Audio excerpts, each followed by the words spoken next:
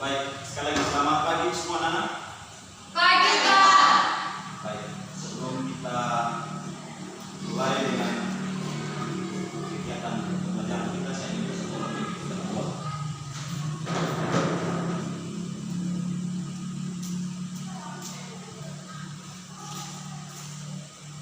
Mari kita berdoa. Tuhan Yesus, saat ini kami mau mulai kegiatan pembelajaran pendidikan agama Kristen dan Bukti. Kami mohon agar kami kesehatan, kemampuan dan hikmat sehingga kami bisa mengikuti kegiatan ini dengan baik. Terima kasih Tuhan Yesus. Amin. Oke, terima kasih anak Melan yang sudah memimpin kita dalam doa.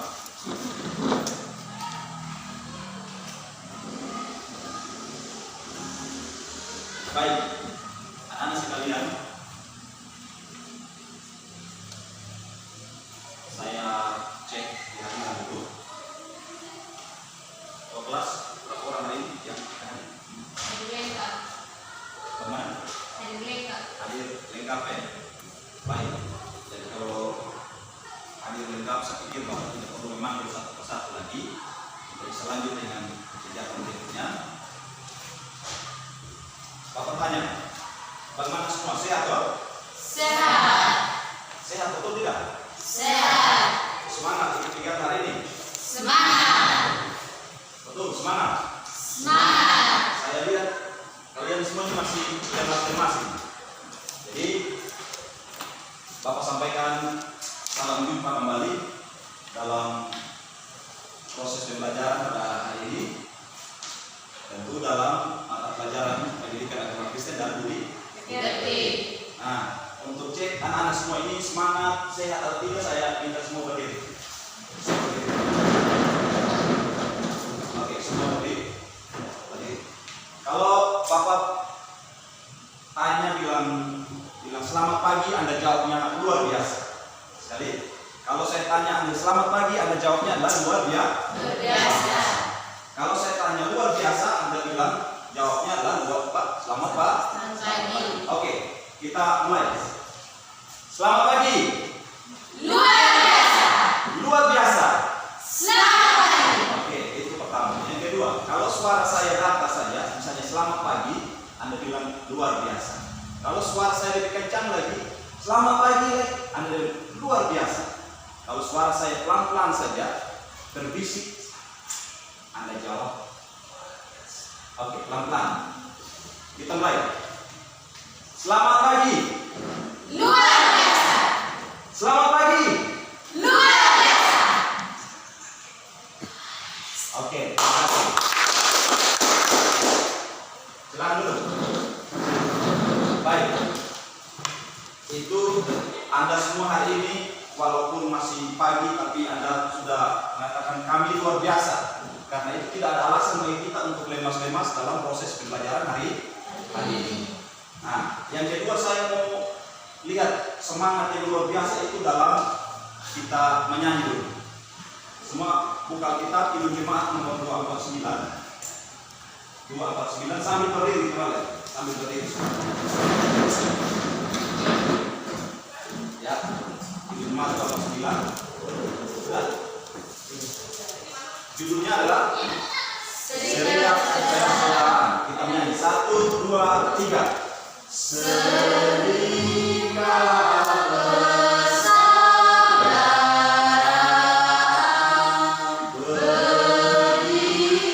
berdirilah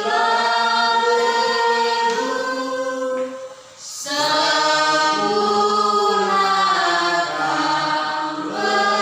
persatuan di dalam Tuhan.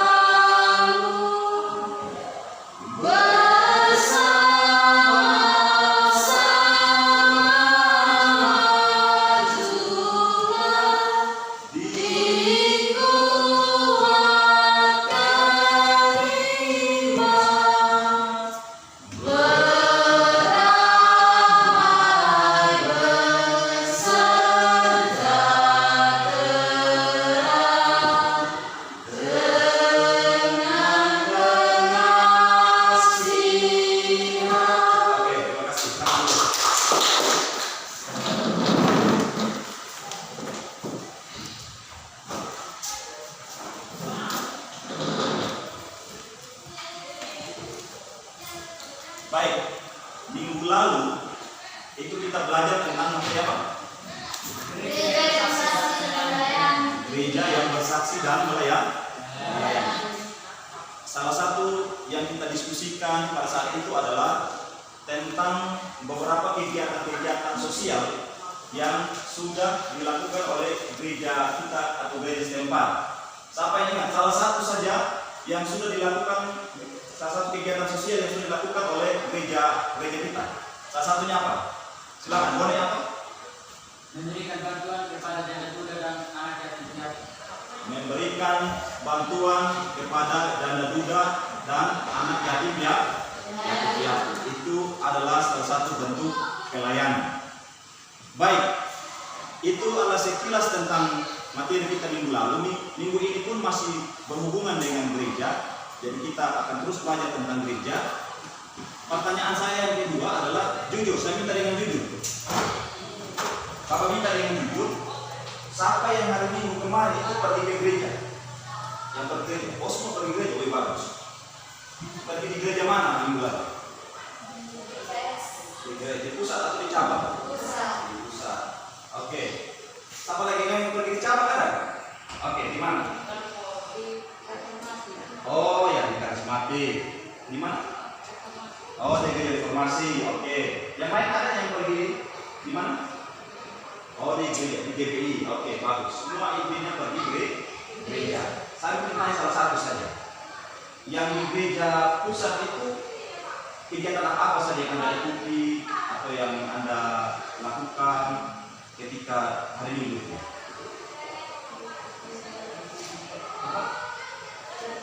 Berdoa. Oke, ada kegiatan doa. Apa lagi? Oh, ada yang bawa grup ya? Ada yang bawa grup. Apa lagi? Ada kasih persembahan. Oke, apa lagi?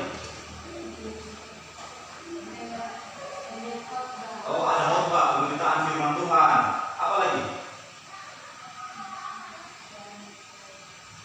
Oke, dan lain-lain. Oke, boleh. Jadi intinya dalam gereja ada doa, ada puji-pujian, atau foto grup, atau suara, atau hidup jemaat. Kita mendengarkan khotbah atau baca firman Tuhan. Kita memberikan persembahan. Jadi dalam kegiatan persekutuan atau ibadah itu 4 hal itu yang wajib kita lakukan. Baik, anak-anak sekalian, untuk minggu ini tentu dalam materi kita yang baru, anak-anak tentu Bapak harapkan untuk mengikuti kegiatan ini dengan serius, karena materi yang akan kita pelajari ini sangat penting bagi kita, sangat penting sekali. Tentu ketika kita boleh menyelesaikan kegiatan ini dengan baik, maka setidaknya anak-anak bisa menjelaskan beberapa hal. Yang pertama, anak-anak pasti bisa menjelaskan gereja yang salah satunya ya, jadi gereja yang bersekutu. Kedua, bisa menjelaskan tentang gereja yang memberitakan. Yang ketiga, bisa menjelaskan tentang gereja yang tidak membeda-bedakan. Sekali lagi aku ulangi. Jadi ketika anak didik semua serius, sungguh-sungguh mengikuti kegiatan ini, maka diselesai akhir kegiatan pembelajaran ini paling tidak anak didik bisa menjelaskan. Yang pertama, gereja yang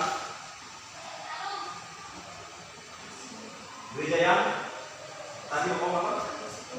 Oke, gereja yang bersekutu. Kedua, apa lagi? Gereja yang memberitakan. Gereja yang memberitakan, gereja yang memberitakan, gereja yang bersekutu, dan gereja yang tidak memberitakan. Karena itu, Bapak harapkan ikuti kegiatan ini dengan serius, sungguh-sungguh, karena tadi kita sudah sepakat, kita sudah semangat. Baik, supaya kemudian kita tidak penasaran materi apa kita minggu ini, silakan anak-anak bisa lihat di slide yang Bapak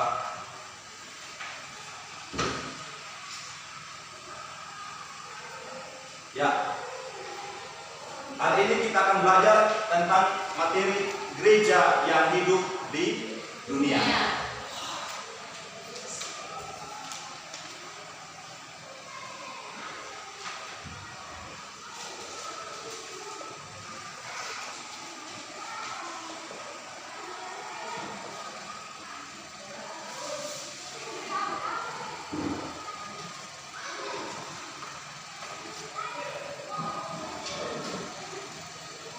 Baik, jadi hari ini kita akan belajar tentang materi gereja yang hidup di dunia.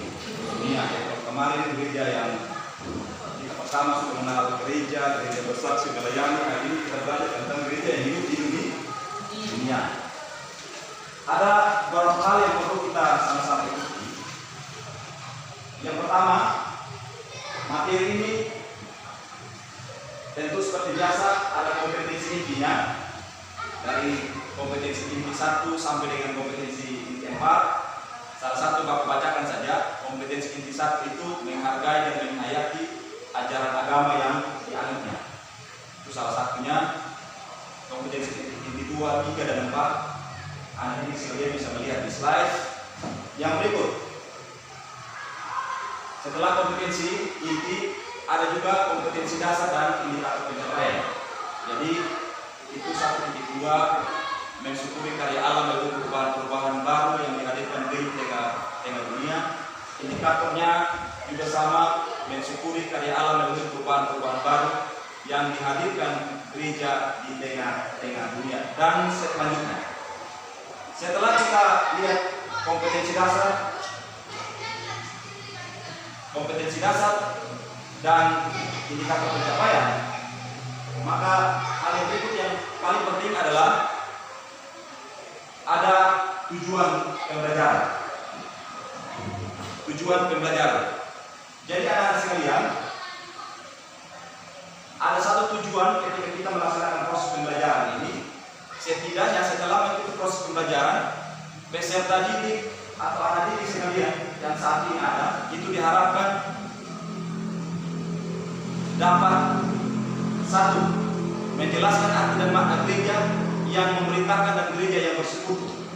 Jadi makna gereja yang memerintahkan dan gereja yang bersekutu. Yang kedua, menyebutkan beberapa kegiatan di gereja yang menunjukkan upaya untuk mempererat kehidupan persekutuan gereja. Yang ketiga adalah menyebutkan kegiatan-kegiatan yang menarik bagi orang-orang muda untuk dikembangkan dalam gereja. Itu adalah tujuan pembelajaran kita, anak-anak sekalian, yang harus kita capai,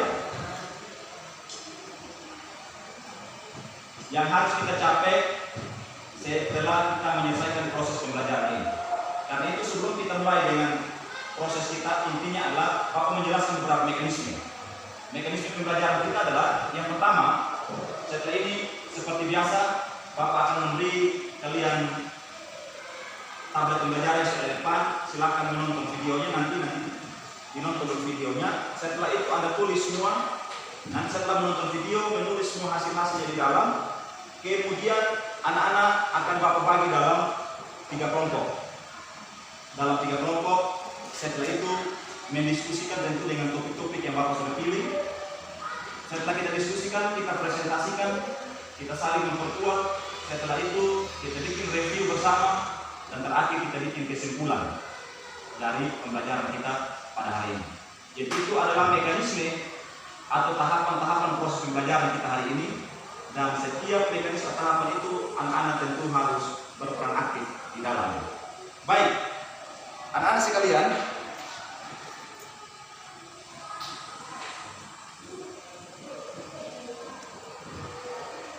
di depan kalian seperti biasa sudah ada namanya tablet pembelajaran. Jadi di dalam tablet pembelajaran tersebut tentu ada sebuah video yang berisi tentang gambaran materi yang kita pelajari pada hari ini. Karena itu tugas kalian adalah silakan hidupkan tablet pembelajaran tersebut, buka di file video. Di situ ada video dengan judul Gereja yang Hidup di Dunia. Gunakan headset supaya jangan mengganggu teman-teman yang lain. Dan ketika Anda menonton, sambil menulis hal-hal yang penting, hal-hal yang Anda anggap penting, yang tentu sementara beberapa informasi tersebut akan sangat penting untuk kita masuk dalam proses pembelajaran selanjutnya. Dalam hal ini adalah taraf diskusi kelompok. Silakan menonton video. Pakai headset semuanya.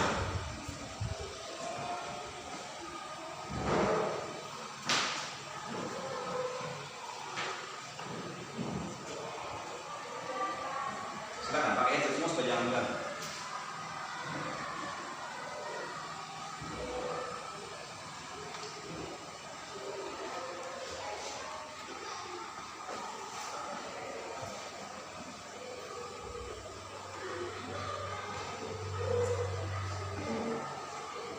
Untuk nonton videonya selesai, silakan dimatikan kembali. Silakan dimatikan.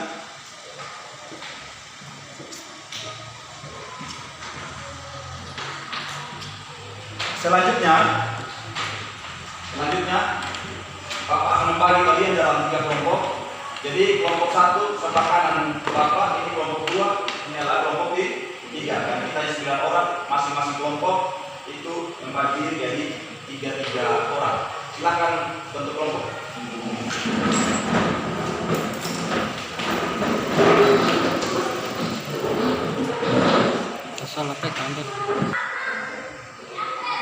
Baik.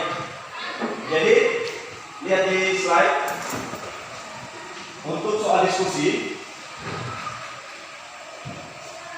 kelompok 1, jelaskan yang dimaksud dengan gereja yang memerintahkan. Kelompok 2, silakan tulis pertanyaan. Kelompok 2, jelaskan yang dimaksud dengan gereja yang bersekutu. Dan kelompok 3, sebutkanlah beberapa contoh kegiatan gereja yang menunjukkan upaya untuk mempererat kehidupan persekutuan jemaat.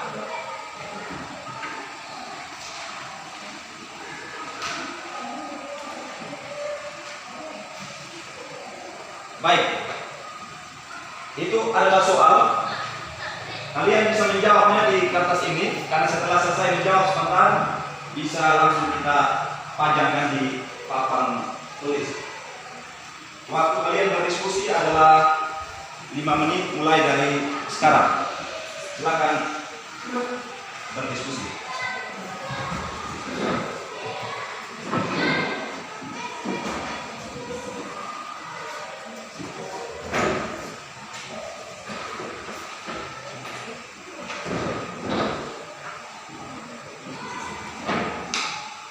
Kalian bisa menggunakan beberapa referensi.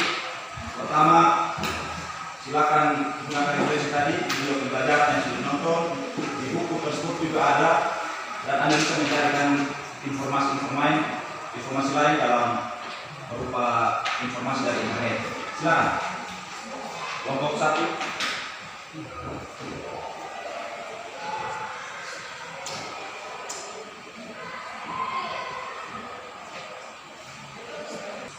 Sudah, kelompok 1 sudah selesai. Kelompok 2? Sudah, Pak. Kelompok 3? Sudah, Pak. Oke, baik. Jadi kita mulai dengan mempresentasikan mulai dari kelompok 1. Silakan kelompok 1 di depan. Di depan. Mari kelompok 1. Kelompok 2 dan kelompok 3 silakan simak baik-baik. Bawah, yang kita kelompok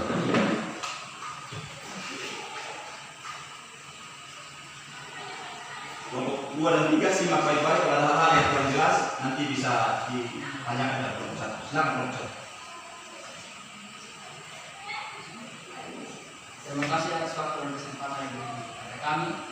Kami akan menyampaikan hasil diskusi kami dari kelompok 1 dengan topik jelaskan yang dimaksud dengan gereja yang memberitakan. Kepada Mercy, waktu dan kesempatan saya persilakan. Baik, terima kasih atas waktu dan kesempatan yang diberikan kepada saya. Saya akan menjawab. Menurut kami, gereja yang memberitakan adalah gereja yang dalam kesehariannya selalu dan senantiasa memberitakan Injil kebenaran Tuhan kepada setiap orang baik yang belum mengenal Yesus maupun yang sudah mengenal Yesus. Tujuan dari pemberitaan tersebut supaya banyak orang bisa percaya bahkan beriman kepada Tuhan Yesus Kristus. Demikian hasil diskusi kami. Waktu dan kesempatan saya kembali. Oke, baik. Kita aplaus tempel.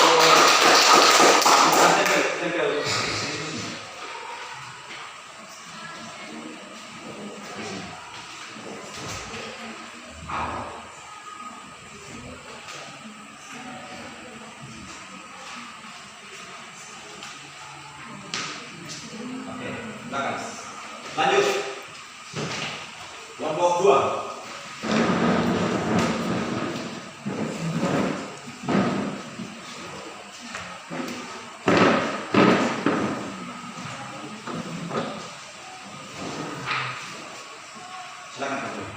Terima kasih atas waktu dan kesempatan yang diberikan kepada kami. Kami dari kelompok 2 akan menyampaikan hasil diskusi kami dengan topik jelaskan yang dimaksud dengan gereja yang bersekutu. Kepada Melan selaku ketua kelompok, waktu dan kesempatan saya berikan. Terima kasih atas waktu dan kesempatan yang diberikan kepada saya. Saya akan menyampaikan hasil diskusi kami dengan topik jelaskan yang dimaksud dengan gereja yang bersekutu. Jawabannya, menurut kami, gereja yang bersekutu adalah gereja yang melakukan salah satu tugasnya, yaitu persekutuan, dan di dalam persekutuan tersebut akan terjadi interaksi baik di antara jemaat yang satu dengan jemaat yang lain maupun antara jemaat Tuhan Yesus sendiri. Intinya, dalam sebuah persekutuan diharapkan terjadi suatu hubungan yang harmonis, pada akhirnya bisa mendatangkan kemuliaan bagi nama Tuhan. Demikianlah hasil penyampaian diskusi kami. Waktu dan kesempatan saya kembalikan. Oke, kita beri aplaus untuk kelompok 1 dipajang juga hasil diskusinya.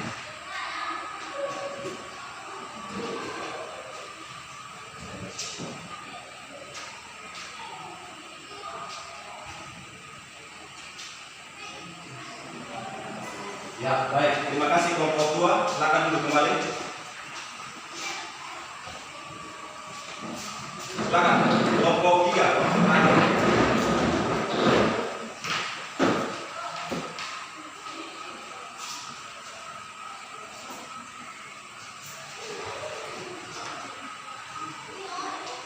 Terima kasih atas waktu dan kesempatan yang diberikan kepada kami.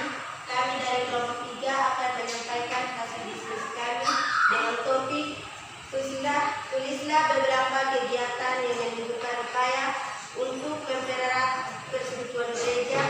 Kepada Doni selaku ketua kelompok, waktu dan kesempatan saya persilakan. Terima kasih atas waktu dan kesempatan yang diberikan kepada saya. Saya akan membacakan hasil diskusi kami dengan topik tulislah beberapa kegiatan yang menunjukkan upaya untuk mempererat persekutuan gereja. Jawabannya, menurut kami beberapa kegiatan tersebut antara lain: 1. Kegiatan-kegiatan ibadah yang meliputi ibadah mingguan, ibadah rumah tangga, ibadah syukuran, ibadah perayaan hari raya gerejawi, dan sebagainya. 2. Kegiatan bakti sosial bersama. 3. Kegiatan pentasan drama dengan tema-tema tertentu. 4. Kegiatan kesenian gerejawi, misalnya lomba melukis, lomba power group, lomba paduan suara, dan seterusnya. Demikianlah hasil diskusi kami. Waktu dan kesempatan saya Kita tempel seperti biasa.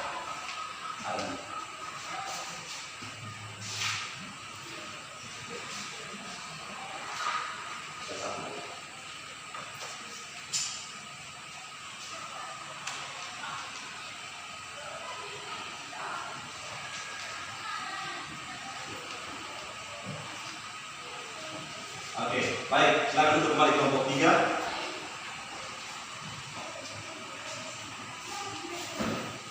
Selanjutnya, setelah masing-masing kelompok mempresentasikan hasil diskusinya, saya beri kesempatan, mungkin ada kelompok yang mau bertanya terhadap materi-materi yang sudah tertutup yang sudah disampaikan oleh teman-teman kelompok lain, untuk kita bisa lebih memperjelasnya. Ada pertanyaan? Kelompok 1 dulu sedikit. Oke, kelompok 3 ya. Oke, silakan bertanya di kelompok mana? Kelompok 1. Silakan. Terima kasih atas waktu dan kesempatan saya. Akan bertanya kepada kelompok 1. Pertanyaannya, mengapa tugas gereja membedakan Injil penting bagi gereja? Sekali lagi ulang. Mengapa tugas membedakan Injil penting bagi gereja? Mengapa tugas memberitakan Injil penting bagi gereja? Oke, pertama. Ini soal yang silakan didiskusikan dulu. Diskusikan dulu, boleh teman-teman terhadap soal tadi, silakan didiskusikan.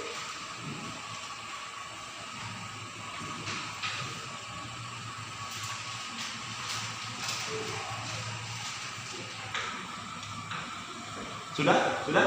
Sudah, Kak. Oke, silakan. Jadi baik teman-teman, saya akan menjawab pertanyaan dari kelompok 1 dan topik mengapa tugas memberitakan Injil sangat penting bagi gereja.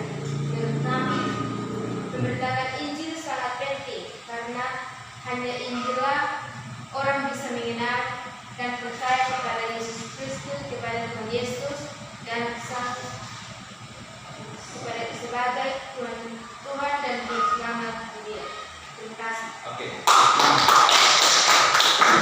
Baik. Saya pikir anak-anak semua jawabannya baik sekali. Nanti Bapak akan bertegas. Selanjutnya, terima kasih untuk proses diskusi kita hari ini. Bapak akan kita masuk dalam review sama-sama, kita memperjelas lagi hasil diskusi yang sudah kita hari ini. Silakan lihat masing-masing di slide. Dalam review ini, yang pertama, tadi kita bahas tentang gereja yang memberitakan. Gereja yang memberitakan. Pemberitaan itu dalam bahasa Yunani disebut dengan istilah kerugma ya.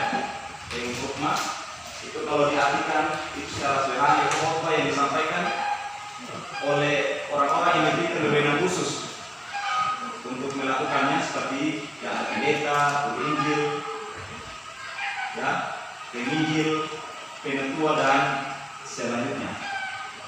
Dalam Kisah Para Rasul 2 ayat 14 di situ jelas ya, Kisah Para Rasul 2, Anda bisa buka kitab masing-masing. Kisah Para Rasul 2 ayat 14 di situ secara jelas kita bisa melihat bahwa Petrus memberitakan tentang siapa Yesus. Siapa Yesus dan apa makna kehidupan, kematian dan kebangkitan. Jadi dalam Kisah Para Rasul itu jadi intisari dari pemberitaan. Intinya adalah memberitakan siapa Yesus, apa makna kehidupan Yesus, apa makna kematian, bahkan apa makna kebangkitan. Nah, anak-anak sekalian, dalam gereja yang memberitakan fokusnya adalah pada siapa Yesus, makna kehidupan, kematian, dan kebangkitan. Tetapi dalam perkembangan selanjutnya, itu pemberitaan gereja itu menjadi lebih luas. Jadi sekarang itu sudah ada pemberitaan lain, misalnya ada topik-topik tertentu, misalnya khotbah untuk penghiburan orang yang lagi duka, ada khotbah untuk orang yang berulang tahun, ada khotbah orang yang mungkin ada hari-hari bahagia lainnya. Itu menjadi inti-inti dari pemberitaan gereja dewasa ini. Baik, selanjutnya gereja yang bersekutu. Jadi kata gereja itu, kata bersekutu itu berasal dari kata koinonia. Koinonia sendiri itu mengandung arti yang tidak sekedar persekutuan, tapi dia mengandung arti yang jauh lebih mendalam daripada sekedar persekutuan. Dalam kata koinonia terkandung makna persekutuan, berbagi, dan hubungan yang sangat erat. Jadi sekali lagi, bukan sekedar persekutuan, tapi di sini juga ada makna berbagi dan hubungan yang sangat erat. Karena itu, anak-anak sekalian, koinonia juga dapat berarti pemberian dilakukan bersama-sama, kepada satu sama lain. Persekutuan ini semakin jelas ketika kita melihat perjamuan kudus jemaat Kristen Terdana atau jemaat mula-mula ya. Jemaat mula-mula di mana mereka selalu melakukan namanya perjamuan kasih, seperti berita atau informasi yang terdapat dalam 1 Korintus 11 ayat 20 sampai dengan ayat 34. Jadi intisarinya adalah dalam perjamuan kasih tersebut masing-masing anggota jemaat itu membawa makanan untuk kemudian mereka bisa menikmati secara bersama-sama. Jadi persekutuan itu tidak sekedar hanya bergereja, tapi juga ada suasana saling berbagi, saling menikmati secara bersama-sama. Seperti topik tadi adalah selain persekutuan juga ada berbagi dan hubungan yang sangat erat. Selanjutnya, gereja yang tidak membeda-bedakan. Dalam Galatia 3 ayat 8 Paulus mengatakan hal ini, tidak ada orang Yahudi atau orang Yunani, tidak ada hamba atau orang merdeka, tidak ada laki-laki atau perempuan, karena kamu semua adalah satu di dalam Kristus Yesus. Yang bisa kita maknai di sini adalah bahwa kehadiran Yesus Kristus di dunia ini sebenarnya dia sudah memutus sekat-sekat pemisah. Sekat-sekat pemisah ada suku-suku, ada ras, ada perbedaan agama, perbedaan warna kulit, perbedaan jenis kelamin dan segala macam. Yesus datang untuk semua. Jadi bukan salah satu orang, bukan salah satu suku, bukan salah satu agama, bukan salah satu ras.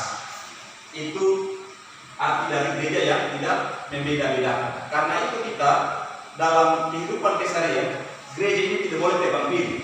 Gereja ini tidak boleh pilih kasih. Oh, hanya boleh melayani karena si A ini berpendidikan bagus, si B karena pendidikan yang tidak bagus tidak usah melayani. Oh, ini hanya boleh melayani karena dia ini status sosialnya tinggi, yang status sosialnya rendah tidak usah melayani. Tidak seperti itu. Jadi kita ingat bahwa Galatia 3:28 jelas bahwa Rasul Paulus menyatakan Yesus datang untuk semua dan Yesus mempersatukan semua. Baik, anak-anak sekalian, itu adalah review dari materi kita hari ini. Saya beri kesempatan, mungkin ada yang mau bertanya, saya persilakan. Ada ya, Pak, silakan.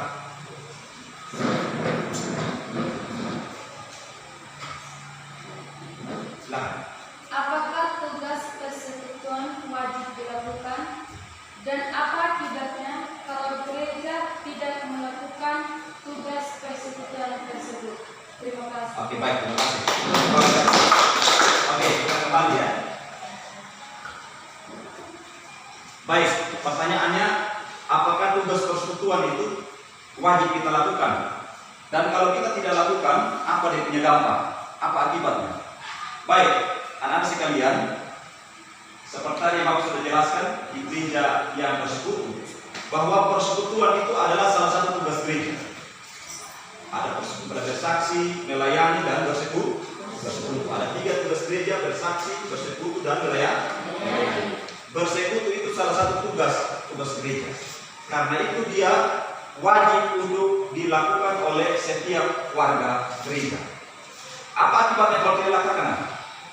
Kalau tidak dilaksanakan tugas persekutuan tersebut, maka identitas, ciri khas kita sebagai warga gereja itu menjadi pudar, dan kita menjadi orang Kristen yang tidak jelas karena tugas kita tidak laksanakan. Ya, seperti anak-anak sekalian, salah tugas utamanya adalah belajar. Kalau tidak belajar, berarti itu bukan peserta didik. Sama dengan persekutuan. Kalau kita tidak melakukan tugas persekutuan, maka sama dengan kita mau bilang bahwa saya bukan orang Kristen. Tapi kalau Anda orang Kristen, kalau Anda adalah bagian dari gereja, maka tugas persekutuan tersebut wajib untuk kita laksanakan. Baik, saya pikir itu penjelasan saya, ya jelas ya ini. Oke. Baik, anak-anak sekalian.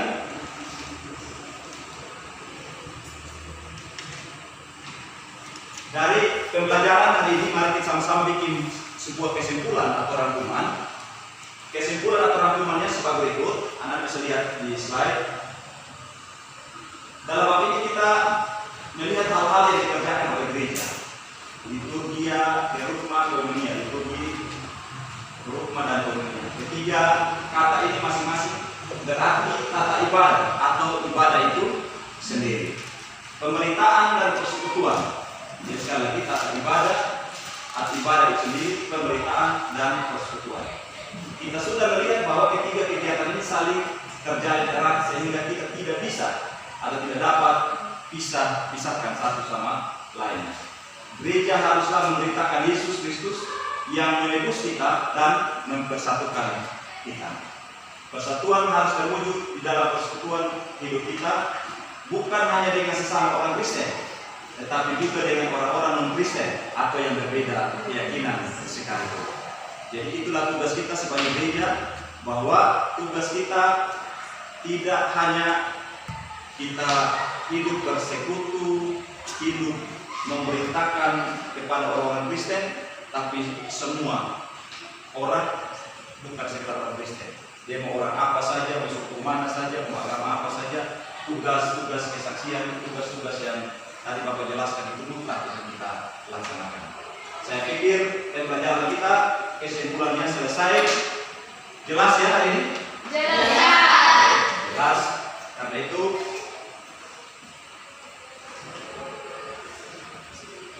sebelum mengakhiri proses pembelajaran hari ini, Bapak menyampaikan beberapa hal. Yang pertama, memang situasi kita saat ini tidak begitu mengenakan. Tetapi percayalah, sekalipun kita belajar dengan terbatas, jumlah kita juga terbatas, kita harus berprotokol kesehatan. Anak-anak tetap saya himbau untuk terus semangat belajar. Tidak hanya materi pelajaran pendidikan agama Kristen Budi Pekerti, tidak hanya topik materi hari ini, tapi juga pelajaran lain, juga topik-topik pelajaran yang lain. Ingat, selalu jaga diri dengan mematuhi protokol kesehatan, pakai masker, jaga jarak, cuci tangan dan seterusnya. Hanya dengan cara itulah kita bisa terhindar dari virus corona yang saat ini melanda. Baik, anak-anak sekalian, sebelum kita mengakhiri seluruh proses pembelajaran hari ini, saya meminta satu orang untuk memimpin kita dalam doa.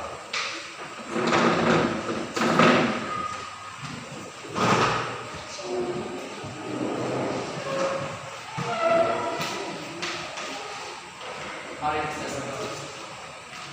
Terima kasih Tuhan Yesus atas pernyataan sehingga kami sudah menyelesaikan kegiatan pendidikan agama Kristen dan Budi Pekerti dengan baik. Kami tetap memohon kasih-Mu dalam kegiatan berikutnya. Terima kasih Tuhan Yesus. Amin. Baik, terima kasih Bone.